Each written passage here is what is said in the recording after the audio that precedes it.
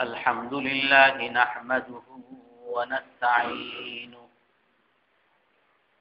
ونستغفره ونؤمن به ونتوكل عليه ونعوذ بالله من شرور أنفسنا ومن سيئات أعمالنا من يهده الله فلا مضل له ومن يضلله فلا هادي له ونشهد أن لا إله إلا الله وحده لا شريك له ونشهد أن سيدنا ومولانا محمدا عبده ورسوله أرسله بالحق بشيرا ونذيرا بين يدي الساعة من يطع الله ورسوله فقد رشد واهتدى ومن يعصهما فقد ضل وغوى أما بعد فأعوذ بالله من الشيطان الرجيم بسم الله الرحمن الرحيم وقالوا ما لهذا الرسول يأكل الطعام ويمشي في الأسواق لولا أنزل إليه ملك فيكون معه نذيرا أو يلقى إليه كنز أو تكون له جنة يأكل منها وقال الظالمون إن تتبعون إلا رجلا مسحورا انظر كيف ضربوا لك الأمثال فضلوا فلا يستطيعون سبيلا تبارك الذي إن شاء جعل لك خيرا من ذلك جنات تجري من تحتها الأنهار ويجعل لك قصورا صدق الله العظيم وقال النبي صلى الله عليه وسلم الصبر أياما يسيرا أحب إلي من أعيش بسطا أو كما قال عليه الصلاة والسلام সম্মানিত মুসল্লিয়ান ইকরাম, আমরা রাসূল সাল্লাল্লাহু আলাইহি ওয়াসাল্লাম উত্তম আদর্শ সে বিষয়ে আলোচনায় ছিলাম। রাসূলুল্লাহ সাল্লাল্লাহু আলাইহি ওয়াসাল্লাম তার বড় যে কয়েকটা গুণ ছিল তাওরাতের মধ্যে এবং কোরআনের মধ্যেও যেটা আছে ইন্নাহু লা ইয়াদফাউ সাইয়্যাতা বিসাইয়্যা ওয়ালাকিন ইয়াফু ওয়া ইয়াসফাহ ওয়া মা কানা ফাযযান ওয়ালা গালিযান যে রাসূল সাল্লাল্লাহু আলাইহি ওয়াসাল্লাম খারাপকে কখনো খারাপ দ্বারা দমন করতেন না, বরং মাফ করে দিতেন এবং ক্ষমা করে দিতেন। রাসূল সাল্লাল্লাহু আলাইহি ওয়াসাল্লাম শুধু আমাদেরকে বলেন নাই যে তোমরা ক্ষমা করো, খুযিল আফওয়া ওয়া'মুর বিল উরফ, কোরআনের মধ্যেও আছে যে ক্ষমাকে তোমরা আঁকড়ে ধরো এবং ভালো কাজের আদেশ করো, ওয়া'আরিদ আনিল জাহিলিন, আর মূর্খদের কথা থেকে তোমরা বিমুখ হয়ে যাও, তারা কি বললো না না বললো সেটার পাত্তা দিও না।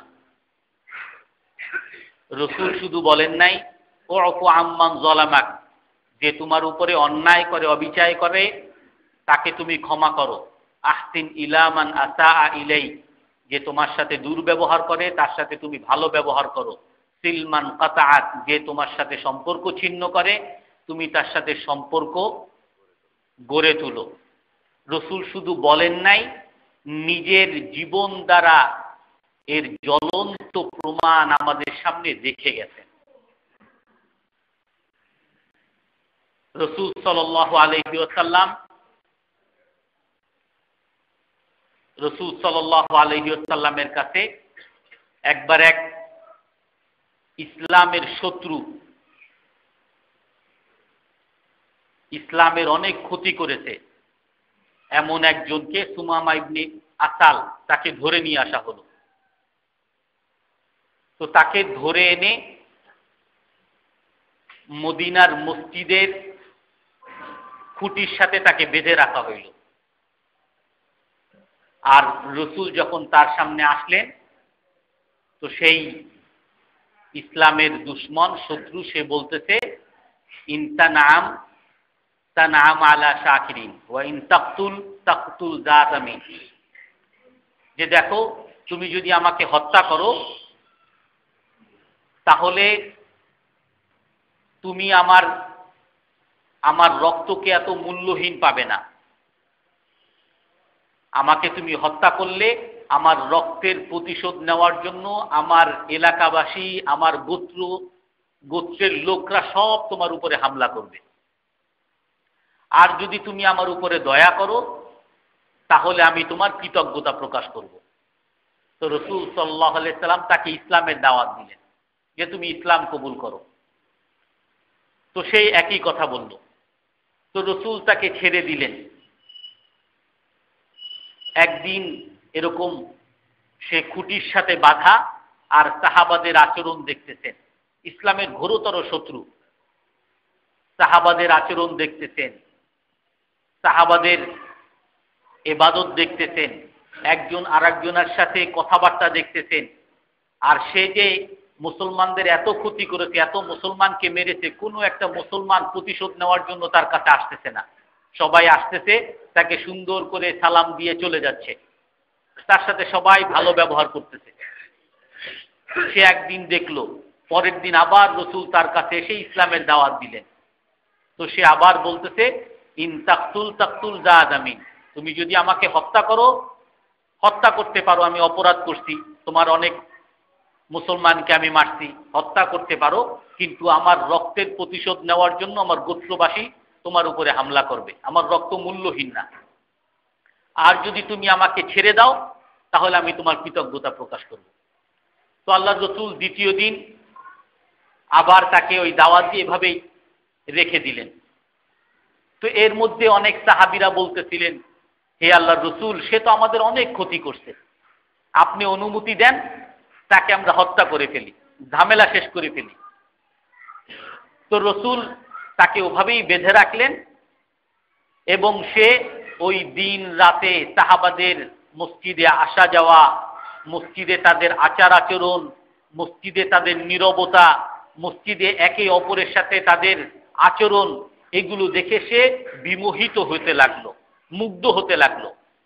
তৃতীয় দিন রাসূল সাল্লাল্লাহু আলাইহি সাল্লাম তাকে যখন আবার দাওয়াত দিলেন, সে ওই একই কথা বলল, ইন তাকতুল তাকতুল যাদামিন ওয়া ইন তানাম তানাম আলা শাকির, যে তুমি যদি আমাকে হত্যা করো তাহলে আমার রক্তের প্রতিশোধ নেওয়ার জন্য আমার গোত্রবাসী তোমার উপরে হামলা করবে, আর যদি তুমি আমাকে ছেড়ে দাও আমি তোমার কৃতজ্ঞতা প্রকাশ করব।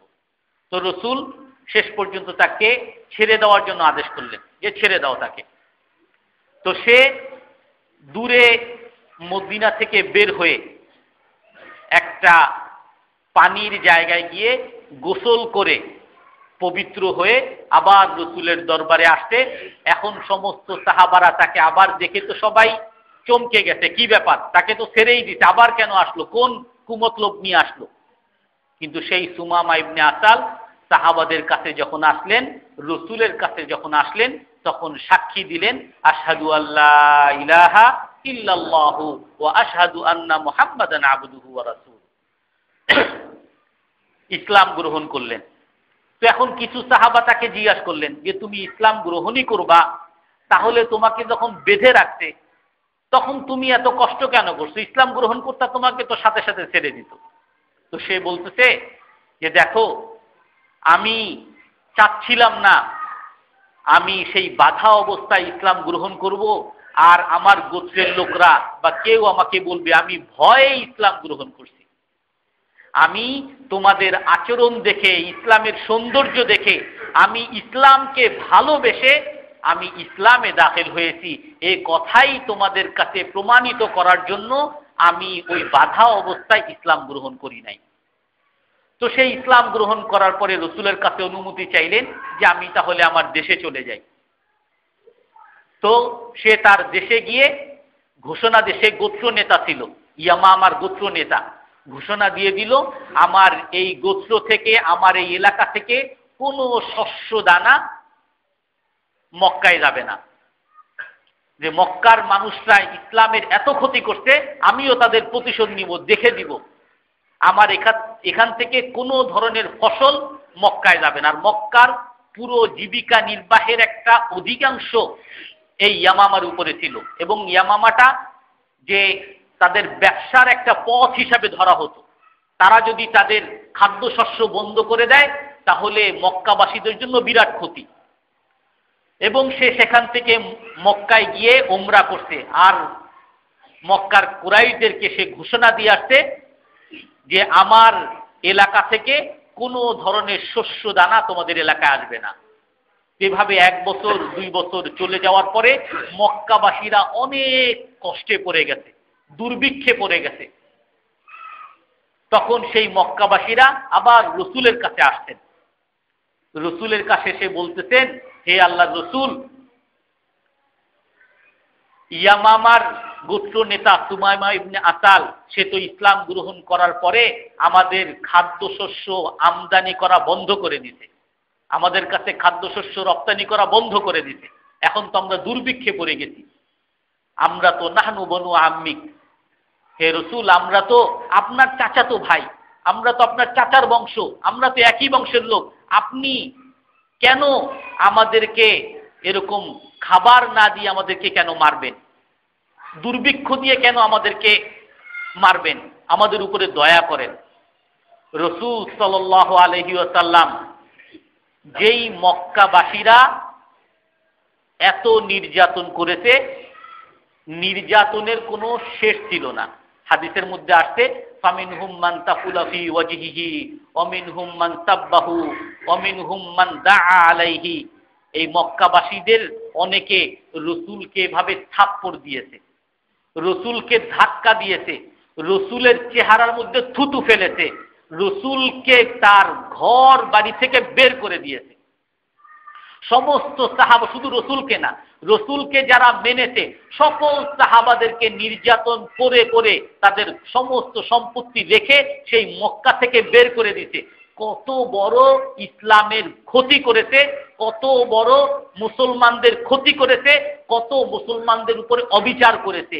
সেই মক্কার কুরাইশরা যখন রসুলের কাছে এসে মানবতার দাবি নিয়ে আসছে, হে রসুল, ইয়ামামা যদি খাবার রপ্তানি বন্ধ করে দেয় তো আমরা না খেয়ে আমাদেরকে মারা যেতে হবে, আমাদের উপরে দয়া করে। রাসূল সাল্লাল্লাহু আলাইহি ওয়াসাল্লাম দয়াবান মানুষ, কখনো প্রতিশোধ নিতেন না। কেউ অন্যায় করেছে, অন্যায়ের প্রতিশোধ রাসূল কখনো নিতেন না। রসুল কখনো খারাপকে খারাপ দ্বারা দমন করতেন না, বরং খারাপকে ভালো ব্যবহার দ্বারা দমন করতেন। ইয়ামামার গোত্র নেতা সুমামা ইবনে আসালকে আদেশ দিয়ে দিতেন যে তোমার যে খাদ্য রপ্তানি বন্ধ করে দিয়েছো এটাকে তুমি আবার চালু করো, মক্কার কুরাইশদেরকে তুমি খাবার দিয়ে কষ্ট দিও না। তো রসুল সাল্লাল্লাহু আলাইহি সাল্লাম তার শত্রুদেরকেও এভাবে ক্ষমা করতেন। রসুল সাল্লাল্লাহু আলাইহি সাল্লাম আব্দুল্লাহ ইবনে উবাই যখন মারা যায়, সে রসুলকে সবচেয়ে বেশি কষ্ট দিয়েছে। একজন ধাক্কার কষ্ট বা ধমকির কষ্ট বা তলোয়ারের কষ্ট বা আঘাতের কষ্ট, এর চেয়ে বেশি কষ্ট হলো মানুষের মনে কষ্ট দেওয়া। ওয়ালা ইয়ালতামু মা জারাহাল লিসান, যে তলোয়ারের আঘাত একসময় শুকিয়ে যায় কিন্তু মুখের আঘাত কখনো শুকায় না। আল্লাহ তাআলা সেটাই কোরআনের মধ্যে বলছেন, লাতুবুলাউন্না ফি আমওয়ালিকুম ওয়া আনফুসিকুম ওয়া লাতাসমাউন্না মিনাল্লাযীনা উতুল কিতাবা মিন ক্বাবলিকুম ওয়া মিনাল্লাযীনা আশরাকু আযান কাসীরা। হে রাসূল, আপনাকে কষ্ট দেওয়া হবে, আপনার সম্পদের কষ্ট দেওয়া হবে, আপনার মুসলমানের জানের কষ্ট দেওয়া হবে, কিন্তু সবচেয়ে বেশি কষ্ট যেটা আপনি পাবেন সেটা হলো ওই মুশরিক আর ইহুদিদের কাছ থেকে আপনি শোনার কষ্ট পাবেন। তারা তিরস্কার করবে, অপবাদ দিবে, মিথ্যা অপবাদ দিবে, মিথ্যা উপহাস আপনাকে নিয়ে করবে। এই কষ্ট আপনি সবচেয়ে বেশি পাবেন। সে আব্দুল্লাহ ইবনে উবাই ইসলামে দাখিল হয়েছে, বাইরে মুসলমান আর ভিতরে ভিতরে সে ইসলামের যত ক্ষতি করা যায় সব ধরনের ক্ষতি, সব ধরনের ষড়যন্ত্রের জন্য সে এটে পড়ে লেগেছিল, যার কথা কোরআনের মধ্যেও আসছে। যেই মুনাফিক আব্দুল্লাহ ইবনে উবাই এবং তার সঙ্গীরা, ওয়াইদা লাকুল্লাযীনা আমানু ক্বালু আমান্না, তারা যখন মুমিনদের কাছে আসে তখন তারা বলে যে আমরা ঈমান আনছি। আর যখন তারা তাদের মুনাফিকদের কাছে যায় তখন বলে ইন্নামা নাহনু মুস্তাহজিউন। আরে আনুমিনু কামা আমানা সুফাহা, এই ব্যাকুল্লা, এই নির্বোধরা, এই বোকারা যেরকম ঈমান আনছে এরকম ঈমান আমরা আনবো? আরে আমরা তো মস্করা করতেছিলাম, ঠাট্টা করতেছিলাম। সেই আব্দুল্লাহ ইবনে উবাই যখন নাকি মারা যায়, তার ছেলে আব্দুল্লাহ এসে রসুলের কাছে আসছে, হে আল্লাহর রসুল, আমি জানি আমার বাবা অনেক বড় অপরাধী, কিন্তু আমি চাই তার শেষ অবস্থাটা যেন একটু ভালো হয়। আমি আপনার জামাটা চাই, সেই জামা দিয়ে আমার বাবাকে আমি কাফন দিতে চাই, যাতে আল্লাহ তাআলা তাকে মাফ করে দেয়। আর আমি চাই আপনি একটু তার জানাজার নামাজ পড়ান। তো রাসূল সাল্লাল্লাহু আলাইহি ওয়াসাল্লাম এত বড় শত্রু যে রাসূলকে এত কষ্ট দিয়েছে, তার জন্য তার জামা খুলে দিয়েছে। আর জানাজার নামাজ পড়াতে যাচ্ছেন, ওমর রাদিয়াল্লাহু তাআলা আনহু যখন শুনছেন যে রাসূলুল্লাহ আব্দুল্লাহ ইবনে উবাইয়ের জানাজার নামাজ পড়তে যাচ্ছে, তো ওমর রাদিয়াল্লাহু তাআলা আনহু রাসূলের সামনে সেভাবে দাঁড়িয়ে গেছেন। রাসূলকে যেতে দিবেন না, রাসূলের সামনে ভাবে দাঁড়িয়ে গেছেন। বলে যে সরো, রাসূল বলেন সরো। বলে হে রাসূল, আপনি এই মুনাফিকের নামাজ পড়াতে পারেন না, এই মুনাফিকের জানাজা আপনি পড়াতে পারবেন না। রাসূল বলতেছেন সরো, আবার এই পাশ থেকে যাচ্ছেন, ওখানে এসে আবার দাঁড়াইছেন। হে রাসূল, আপনি কি ভুলে গেছেন এই উবাই ইবনে সুলুল আপনাকে কুকুর বলেছিল? নাউযুবিল্লাহি মিন যালিক। এই উবাই ইবনে সুলুল আপনাকে নিকৃষ্ট বলেছিল? নাউযুবিল্লাহি মিন যালিক। এই উবাই ইবনে সুলুল আপনার স্ত্রীর ব্যাপারে অপবাদ দিয়েছিল, আপনি কি এগুলো ভুলে গেছেন? রাসূলকে আব্দুল্লাহ ইবনে উবাই ইবনে সুলুল যে কাজগুলো করতে প্রমাণিত, আল্লাহ তাআলা আয়াত নাযিল করে তার সমস্ত ষড়যন্ত্র ফাঁস করে দিয়েছেন। সেই কথাগুলো হযরত ওমর তাকে শোনাচ্ছেন। হে রাসূল, আপনি কি ভুলে গেছেন? আপনি তার নামাজ পড়াতে যাচ্ছেন। আপনি কি আল্লাহর আদেশ শুনেন না? ইনতাস্তাগফির লাহুম ৭০ মাররা ফালা ইয়াগফিরুল্লাহু লাহুম, যে আপনি যদি তার জন্য ৭০ বারও ক্ষমা চান আল্লাহ তাকে মাফ করবে না। তো রাসূলুল্লাহ বলেন কি, যে আল্লাহ আমাকে বলছেন ৭০ বার ক্ষমা চাইলে আল্লাহ মাফ করবেন না, আমি ৭১ বার তার জন্য ক্ষমা চাই। তো রাসূল হযরত ওমরকে সরিয়ে দিতেন। আর রাসূল সাল্লাল্লাহু আলাইহি সাল্লাম যখন আবার যেতে নিতেন, তখন ওমর রাদিয়াল্লাহু তাআলা আনহু তার হুঁশ ফিরে আসছে, আমি না হয় রসুলের সাথে বেয়াদবি করে ফেলতেছি, রসুল একটা কাজ করতে যাচ্ছেন, আমি তাকে জোর করতেছি। হযরত ওমর বলেন যে আমি তারপরে সারা জীবন রসুলকে যে তার কাজে আমি এভাবে কঠোরতার সাথে বাধা দিয়েছিলাম, এই জন্য আমি সারা জীবন এর জন্য আমি হতাশ হয়েছি, এর জন্য আমি লজ্জিত হয়েছি, এই দুশ্চিন্তায় আমি সারা জীবন কাটিয়েছি। তো রাসূল সাল্লাল্লাহু আলাইহি সাল্লাম সেই মুনাফিকের নামাজ পড়ান। আর যখন মুনাফিকের নামাজ পড়ান, তারপরে আল্লাহ তাআলা আয়াত নাযিল করেন, ওয়ালা তুসাল্লি আলা আহাদিন মিনহুম মাতা আবাদাও ওয়ালা তাকুম আলা কবরি ইন্নাহুম কাফারু বিল্লাহি ওয়া বিরাসূলি। রাসূল তাকে বলছিলেন যে দেখো, এই মুনাফিকের নামাজ পড়তে আল্লাহ আমাকে নিষেধ করেন নাই, যতক্ষণ পর্যন্ত আমাকে নিষেধ করেন নাই আমি তার নামাজ পড়াবো। তো নামাজ পড়িয়েছেন, নামাজ পড়ানোর পরে আল্লাহ তাআলা আয়াত নাযিল করতেন, হে রাসূল, এই মুনাফিকদের মধ্যে কেউ যদি মারা যায়, আপনি তার জানাজার নামাজ আর পড়াবেন না এবং তার কবরের পাশেও আপনি দাঁড়াবেন না। অথচ রাসূল সাল্লাল্লাহু আলাইহি সাল্লাম এরকম প্রকাশ্য দুশমন, প্রকাশ্য শত্রুকেও ক্ষমা করে দিচ্ছেন। রাসূল সাল্লাল্লাহু আলাইহি সাল্লামের সবচেয়ে বড় কষ্ট রসুলের যুগে, সবচেয়ে রসুলের উপরে যে কষ্টটা, রসুলের পরিবারের উপরে যেটা আসছিল, সেটা হলো রসুলের স্ত্রীর উপরে অপবাদ দিয়েছিল। একবার এক হযরত আয়েশা রাদিয়াল্লাহু তাআলা আনহা বলেন যে রসুল যখন নাকি কোনো সফরে যেতেন, আমাদেরকে বিবিদের মধ্যে কোনো একজনকে সেই সফরে নিয়ে যেতেন, আর আমাদের মধ্যে লটারি হতো, লটারি যার ভাগে আসতো তাকে রসুল সফরে নিয়ে যেতেন। তো এরকম এক সফরে রাসূল সাল্লাল্লাহু আলাইহি সাল্লাম ওই সফরে যাওয়ার জন্য আমার লটারি আসলো। তো আমি সেই সফরে রসুলের সাথে গেলাম। তো সেই সফর শেষ হওয়ার পরে যখন মক্কার কাছাকাছি প্রায় চলে আসছি আমরা, তখন এক জায়গায় মদিনার কাছাকাছি যখন চলে আসছি, তখন এক জায়গায় তাঁবু ফেলতে বললেন। তো হযরত আয়েশা বলেন যে তখনকার যুগে আমাদের বাড়ির সাথে এরকম টয়লেট হতো না, টয়লেট হতো অনেক দূরে, জঙ্গলে গিয়ে আমরা সবাই টয়লেট সারতাম। তো তাঁবু টানানোর পরে আমি আমার টয়লেট সারার জন্য আমি জঙ্গলের মধ্যে চলে গিয়েছি। তো ওখানে আমার প্রয়োজন সারার পরে আমি আবার সেই আমার যে বাহন ছিল হাওদাজ, উটের উপরে এরকম পালকির মতো থাকতো, সেটার মধ্যে আবার আমি উঠে গেলাম। উঠে দেখি যে আমার গলায় যে হাড় ছিল সেই হাড়টা নাই। আমি ওখানে প্রয়োজন সারতে গিয়ে গলার হাড়টা হয়তো খুলে ফেলছিলাম, না হয় পড়ে গেছে। তো আমি সেই হাড় খোঁজার জন্য আবার সেই জঙ্গলে গেলাম। এদিকে হযরত আয়েশা বলেন যে আমরা তখনকার মহিলারা সবাই চিকন হতো, কেউ মোটা হতো না, খাবার দাবারও তারা কেউ চর্বি জাতীয় কোনো খাবার খেত না। তো আমিও হালকা ছিলাম। তো আমি যখন সেই আমার হাড় খুঁজতে গেলাম, তো তখন আমার বাহন যারা হাওদাজ, পালকিটা যারা উটের উপরে রাখে, তারা যখন কাঁধে নিছে, তখন আমি যেহেতু হালকা, এই জন্য তারা বুঝে নাই যে আমি তার মধ্যে নাই।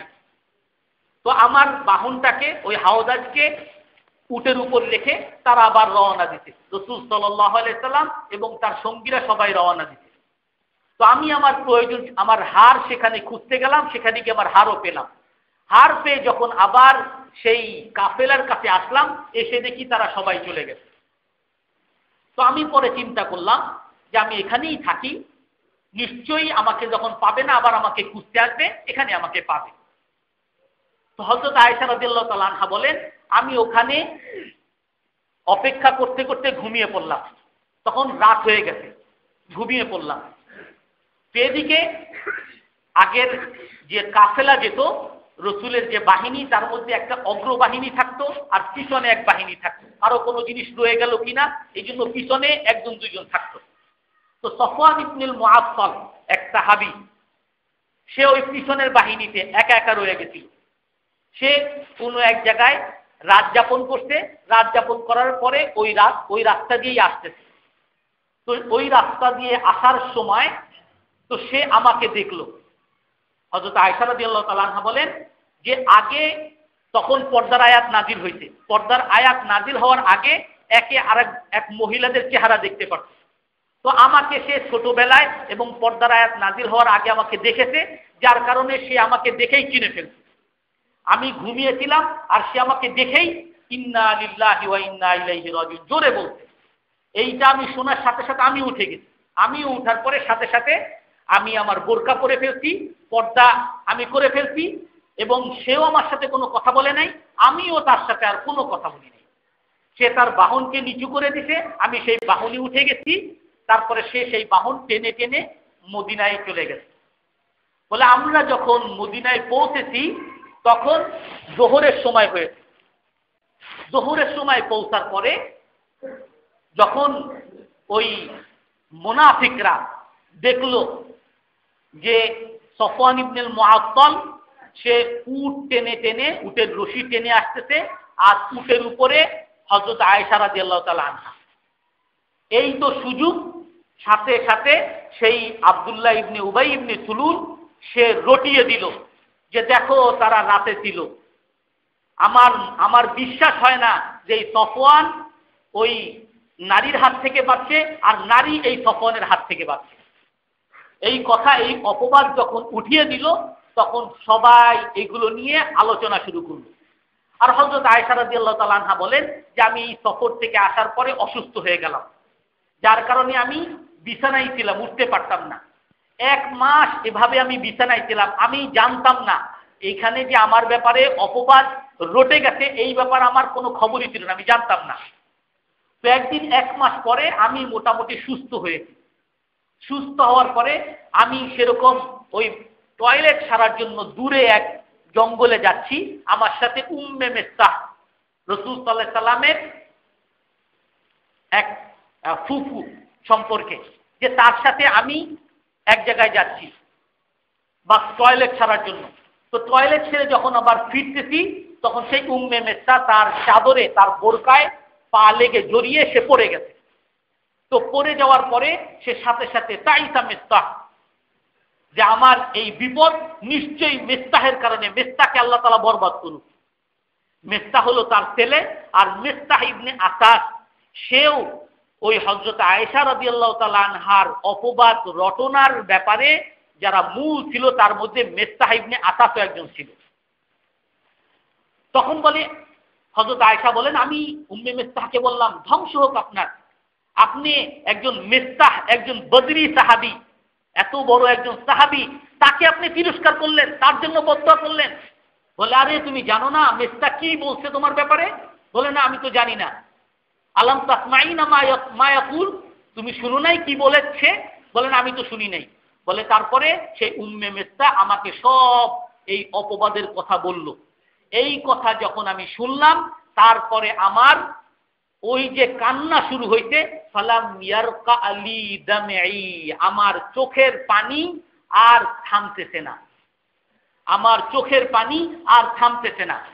হযরত আয়েশা রাদিয়াল্লাহু তাআলা আনহা বলেন যে রাসূল সাল্লাল্লাহু আলাইহি সাল্লাম আগে আমি যখনই অসুস্থ হইতাম রাসূল এসে আমার পাশে বসতেন, আমাকে অনেক আদর করতেন, আমাকে অনেক শুশ্রূষা করতেন। কিন্তু এই 1 মাসে রাসূল এসে শুধু বলতেন কাইফা তিকুম, কেমন আছো তুমি, আর আমার কাছে বসতেনও না আর আমাকে আগের মতো আদরও করতেন না। আমি যখন উম্মে মিস্তাহের সেই সংবাদ শুনলাম তারপরেই আমি বুঝলাম যে রাসূলের আচরণ আমার সাথে এরকম কেন পরিবর্তন হয়ে গেছে। এদিকে রাসূল সাল্লাল্লাহু আলাইহি সাল্লাম পেরেশান, রাসূলের পরিবারকে নিয়ে, সবচেয়ে পৃথিবীর মধ্যে সেরা পরিবার হযরত আবু বকর সিদ্দিক রাদিয়াল্লাহু তাআলা আনহুর পরিবার, সেই পরিবারকে নিয়ে অপবাদ রটে গেছে মদিনার অলিতে গলিতে। হযরত আমর ইবনে আল-আস রাদিয়াল্লাহু আনহু একবার রাসূলকে জিজ্ঞাসা করেন। হযরত আমর ইবনে আল-আস বলেন যে রাসূল আমার সাথে এত সুন্দর ব্যবহার করত যে রাসূলের ব্যবহার দেখে আমার মনে হয়েছে রাসূল আমাকে সবচেয়ে বেশি ভালোবাসেন।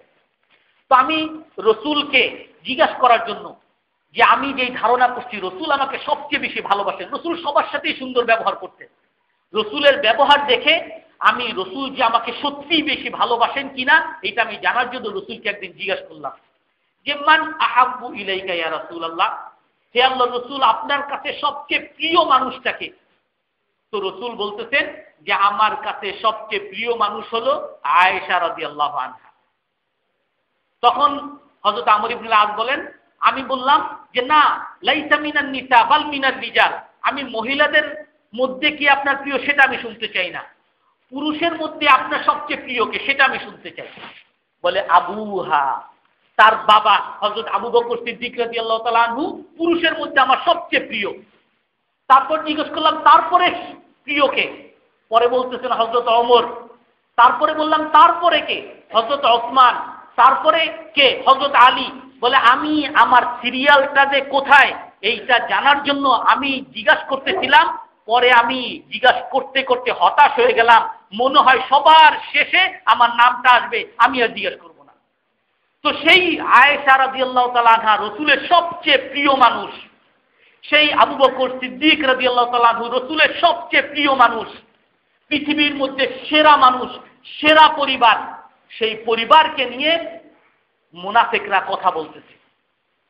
রাসূল সাল্লাল্লাহু আলাইহি সাল্লাম একদিন এরকম মেম্বারে উঠে সাহাবাদেরকে বলতেছেন, মাইয়াযুরুনি আন হাযার রাজুল আল্লাযী আযানি ওয়া ক্বাদ বালাগা আযাহু, আমাকে কে বাঁচাবে ওই ব্যক্তির হাত থেকে যে ব্যক্তি নাকি আমাকে অযথা কষ্ট দিতেছে, আর তার কষ্ট আমি আর সহ্য করতে পারতেছি না। মা আলিমতু আলা আহলি ইল্লা খায়রা, আমি আমার পরিবারকে জানি, আমার পরিবার খুব ভালো, পরিবার সম্পর্কে আমি কখনো কোনো খারাপ কিছু পাই নাই। এবং এই ব্যক্তি যেই ব্যক্তি সম্পর্কে সফওয়ান ইবনে মুআত্তাল যাকে নিয়ে এই দুর্নাম রটানো হয়েছে, আমি তাকেও ভালো জানি, আর সে কখনো আমার ঘরে আমি ছাড়া, আমার উপস্থিতি ছাড়া আমার বাসায় সে কখনো যায় নাই। তো এরকম একটা দুর্নাম, এই দুর্নাম রটনাকারীর হাত থেকে আমাকে কে বাঁচাবে? মাইয়াযুরুনি। তখন দাঁড়িয়ে গেছে সাদ ইবনে মুআয রাদিয়াল্লাহু আনহু। মদিনার মধ্যে দুই গোত্র ছিল, আউস গোত্র, খাজরাজ গোত্র।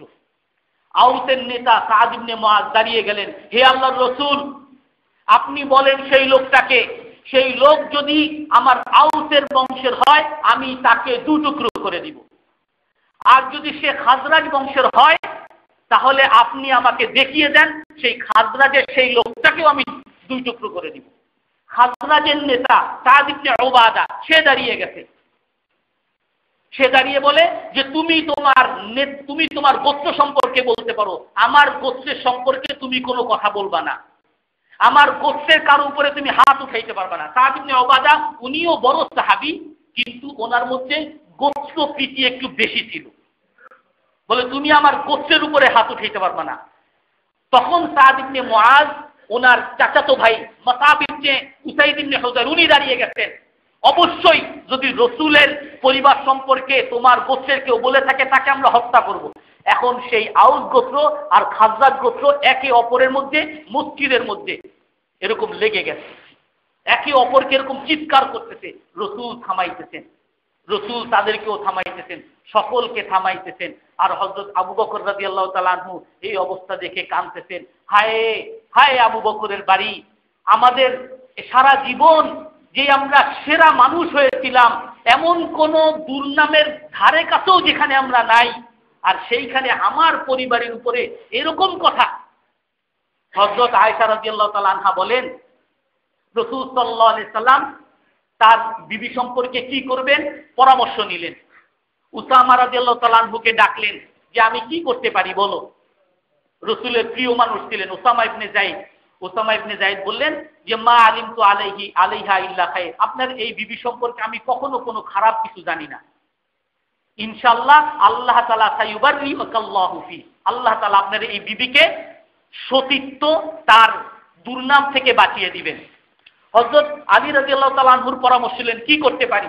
হযরত আলী রাদিয়াল্লাহু তাআলা আনহু বলেন, আপনি এত পেরেশান হয়েন না, আপনি এত পেরেশান হয়েন না, আপনি এই স্ত্রী যদি কিছু হয়, আল্লাহ তাআলা এর ছাড়াও অনেক স্ত্রী দিতে, তবে এই স্ত্রী সম্পর্কে আপনি জানতে হইলে তার আরো এক যে বাদী চাকরানি ছিল বাড়িরা, তাকে আপনি ডেকে জিজ্ঞাসা করেন।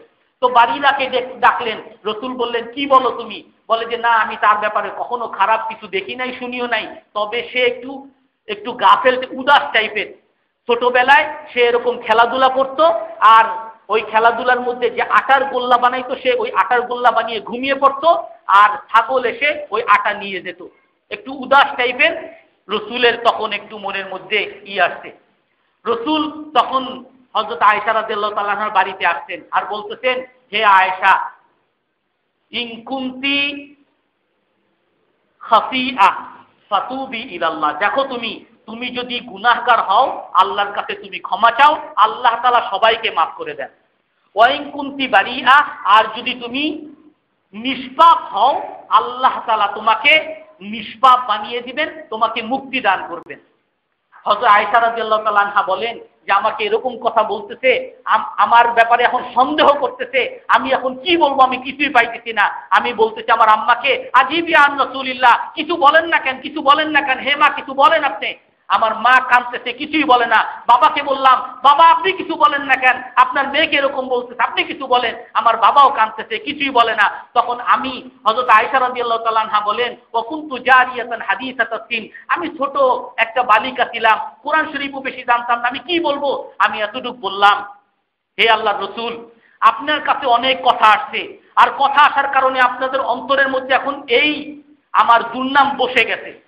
ফাইন কুনতু কুলতু ইন্নী বারিআ ওয়াল্লাহু ইয়ালামু আন্নী বারিআ ফালা তুসাদ্দিকুনি, এখন যদি আমি বলি আমি নিষ্পাপ, আর আল্লাহ তাআলা জানেন আমি নিষ্পাপ, এই কথা যদি বলি আপনারা কেউ আমাকে বিশ্বাস করবেন না। আর আমি যদি বলি আমি গুনাহগার, আমি পাপী, আমি পাপ করছি, আর আল্লাহ তাআলা জানেন যে আমি কোনো পাপ করি নাই, তাহলে আপনারা আমাকে বিশ্বাস করবেন। আমার এখন কিছুই করার নাই, আমি শুধু ওই রকমই বলতে পারি যেরকম আবু ইউসুফ আলাইহিস সালামের বাবা বলছিল, ইন্নামা আশকু বাসি ওয়া হুজনি ইলাল্লাহ, হে আল্লাহ আমার এই কষ্ট, আমার এই ব্যথা আপনার কাছেই বলবো, আর কার কাছে বলবো? ফসবরুম জামিল, আমি সুন্দর সবর করতেছি। আর আমার তখন কান্না হতে হতে আমার চোখ থেকে পানি ঝরতে ঝরতে আমি হতাশ হয়ে গেছি, আমি আর কিছুই করতে পারতেছি না। বলে আমার এতটুকু বিশ্বাস ছিল আল্লাহ তাআলা আমার এই সম্পর্কে আল্লাহ তাআলা আমার নিষ্পাপ সম্পর্কে রসুলকে খবর দিবেন, রসুলকে স্বপ্নে হয়তো জানিয়ে দিবেন, না হয় রসুলের কাছে ওহী আসবে। কিন্তু আল্লাহ তাআলা আমাকে যে এত ধন্য করবেন আমি কখনো কল্পনাও করতে পারি নাই। ওই মজলিসে বসা অবস্থায় রসুলের উপরে ওহী নাযিল হওয়ার আলামত এসে গেছে, আর রসুলের উপরে আমরা পর্দা দিয়ে দিছি। আর রসুলের যখন পর্দা, রসুল যখন আবার হুঁশ ফিরে আসছে, সর্বপ্রথম যে কথা বলতেন সেটা বলতে, ইয়া আয়েশা আবশিরি ইন্নাল্লাহা ইউবারিউকি, হে আয়েশা সুসংবাদ গ্রহণ করো, আল্লাহ তাআলা তোমাকে নিষ্পাপ ঘোষণা করছেন। কোরআনের মধ্যে আল্লাহ তাআলা বিরাট আয়াত নাযিল করতেন, ইন্নাল্লাযীনা জাউ বিল ইফকি উসবাতুম মিনকুম লা তাহসাবুহু শাররাল লাকুম, এরকম যারা যারা অপবাদ দিয়ে গেছে, যারা কথা শুনে বলে গেছে, আল্লাহ তাআলা যদি তাদেরকে ক্ষমা না করতেন তাদের উপরে দুনিয়াতেই আযাব আসতো। রসুল যেহেতু তাদেরকে সবাইকে ক্ষমা করে দিতেন, আয়েশা রাদিয়াল্লাহু তাআলা আনহা তাদেরকে ক্ষমা করে দিতেন, এই জন্য আল্লাহ তাআলা দুনিয়াতে আযাব দেন নাই। মিস্তাহ, যেই মিস্তাহ মুনাফিকদের সাথে ইন্ধন জুগিয়েছিল, সেই মিস্তাহ রাদিয়াল্লাহু আনহাকে হযরত আবু বকর রাদিয়াল্লাহু তাআলা আনহু সব সময় দান খয়রাত করতেন, সব সময় টাকা পয়সা দিতেন। একটু গরিব ছিল, সব সময় টাকা পয়সা দিতেন। তো এই তার মেয়ে সম্পর্কে দুর্নাম করার পরে হযরত আবু বকর রাদিয়াল্লাহু তাআলা আনহু কসম খাইলেন, আমি মিস্তাহ তোমার সাথে আমি ভালো ব্যবহার করব, আমি তোমাকে মাফ করে দিছি, কিন্তু আমি তোমাকে আগে যে এরকম অনুদান দিতাম সেরকম অনুদান আর তোমাকে আমি দিব না। আল্লাহ তাআলা এটাও আয়াত নাযিল করছেন, ওয়ালা ইয়াতালি উলুল ফাদলি মিনকুম ওয়াসাতি আন ইউতু উলিল কুরবা, আরে যারা ভালো মানুষ, আবু বকরের মতো ভালো মানুষ, তাদের এটা উচিত না, তার সাথে কেউ যদি দুর্ব্যবহারও করে তারপরও সে তার অনুদানকে বন্ধ করে দিবে। আবু বকর কি চায় না, আলা তুহিব্বুনা আন ইয়াগফিরাল্লাহু লাকুম, আবু বকর কি চায় না আবু বকরের সমস্ত গুনাহ, তার পরিবারের সমস্ত গুনাহ আল্লাহ তাআলা মাফ করে দিবেন? আবু বকর কি চায় না তাকে আল্লাহ তাআলা দুনিয়াতে এবং আখিরাতে সেরা বদলা দিবেন? তাহলে অবশ্যই সে যেন আগে যেরকম অনুদান দিত এরকম অনুদান যেন দিতেই থাকে। হযরত আবু বকর রাদিয়াল্লাহু তাআলা আনহু সব ক্ষমা করে দিয়ে আবার সেরকম অনুদান আবার দিতেই আছে। রাসূল সাল্লাল্লাহু আলাইহি সাল্লাম যে এখানে শুধু কষ্ট পাইছেন তা না, রাসূল একবার মানুষকে এরকম গ্রাম্য অনেকে আসতো যে আমাকে দেন। উয়াইনা ইবনে হাসান একবার এরকম নতুন সাহাবী, সে আসছে, রাসূল আমাকে দেন। হুনাইনের যুদ্ধে যত যুদ্ধলব্ধ গনিমতের মাল পেয়েছে উয়াইনা ইবনে হাসান এবং তার মতো যারা নতুন মুসলমান তাদেরকে অনেক দিয়েছেন। এখন দেওয়ার পরে অন্যান্য মুসলমান আনসারী মুসলমানদের মধ্যে একটু মনে কষ্ট লাগছে। এমনকি এক সাহাবী এসে বলতেন, এক গ্রাম্য সাহাবী এসে বলতেন, হে আল্লাহর রাসূল, আপনি তাদেরকে ভরে ভরে দিচ্ছেন, আমাদেরকে দেন নাই। লা তুতিনা জাযালান ওয়া লা তাহকুম বিনা ফিনা বিল আদল। আপনি এটা ইনসাফ করেন নাই, আপনি আমাদেরকে দেন নাই আর তাদেরকে বেশি করে দিতেন। আপনি ইনসাফ করেন, আপনি ন্যায় করেন, আপনি অন্যায় করতেন। রাসূলের মুখের সামনে এক গ্রাম্য সাহাবী বলতেছে, রাসূল কি বলেন, ওমাই ইয়াহকুম বিল আদল ইযা লাম ইয়াহকুমিল্লাহ ওয়া রাসূলু। আরে কে এমন আছে যদি আল্লাহ এবং আল্লাহর রাসূল ইনসাফ না করে, ন্যায় না করে, কে আছে ন্যায় করবে? রাসূল ওই সাহাবাদেরকে ডেকে বলেন, হে সাহাবারা, তোমরা কি যদি চাও তোমরা বলতে পারো যে আমাকে তোমরা অসহায় অবস্থায় পাইছো, আমাকে তোমরা আশ্রয় দিয়েছো, আমাকে তোমরা বিতাড়িত অবস্থায় পেয়েছো, আমাকে ঘর দিয়েছো, আমাকে গরিব অবস্থায় পেয়েছো, আমাকে তোমরা সম্পদ দিয়েছো, আমাকে তোমরা আশ্রয়হীন পেয়েছো, তোমরা আমাকে সাহায্য করেছো, সাহায্যহীন পেয়েছো, তোমরা আমাকে সাহায্য করেছো, এটা বলতে পারো। কিন্তু তোমরা আমার ভিতরের মানুষ, তোমরা কি চাও না এই সমস্ত দুনিয়াদার নতুন মুসলমানরা তারা টাকা পয়সা আর এই গরু ছাগল এগুলো নিয়ে চলে যাক, আর তোমরা আল্লাহর রাসূলকে তোমাদের সাথে নিয়ে যাও? সমস্ত আনসারী সাহাবারা এক বাক্যে বলতেন, হে আল্লাহর রাসূল, আমরা টাকা পয়সা কিছুই চাই না, আমরা আপনাকে চাই। রাসূলকে সাথে নিয়ে গেছেন।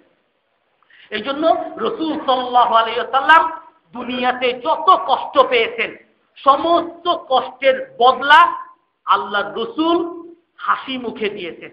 সমস্ত কষ্টকে কোনো কষ্টের প্রতিশোধ আল্লাহর রাসূল নেন নাই। এখানে কেউ প্রশ্ন করতে পারেন, আল্লাহর রাসূল কোনো প্রতিশোধ নেন নাই, তাহলে আপনারা যে হাদিস বলেন যে নাকি কোনো খারাপ কাজ দেখেন হাত দ্বারা পরিবর্তন করবেন, যদি তা না পারেন মুখের দ্বারা করবেন, যদি তা না পারেন হাত দ্বারা করবেন, অন্তর দ্বারা চেষ্টা করবেন, তাহলে রাসূল কখনো কাউকে করেন নাই। আবার রাসূলই তো বলতে পারে হাত দ্বারা পরিবর্তন করতে, তাহলে অর্থটা কি? এর ব্যাখ্যা ইনশাআল্লাহ আগামী সপ্তাহে বলবো। তবে একটা হাদিস, রাসূল সাল্লাল্লাহু আলাইহি ওয়াসাল্লাম মান তাকামান নবিয়্যু সাল্লাল্লাহু আলাইহি ওয়াসাল্লাম লিনাফসিহি শাই, রাসূল নিজের জন্য কখনো প্রতিশোধ নেন নাই। মাইর খেয়েছেন, থুতু খেয়েছেন, থাপ্পড় খেয়েছেন, ধমকি খেয়েছেন, নিজের অপবাদ খেয়েছেন, দুর্নাম খেয়েছেন, তিরস্কার খেয়েছেন, রাসূল নিজের জন্য কখনো প্রতিশোধ নেন নাই। তবে ইল্লা আন তুনতাহাকা হুরমাতুল্লাহ, ইসলামের কোনো ক্ষতি কেউ করতে তখন রাসূল তলোয়ার নিয়ে দাঁড়িয়ে গেছে। রাসূল প্রতিশোধ নিয়েছেন ইসলামের ক্ষতি, রাসূল নিজের প্রতিশোধ কখনো নেন নাই। আল্লাহ তাআলা আমাদের সকলকে ইসলামের জন্য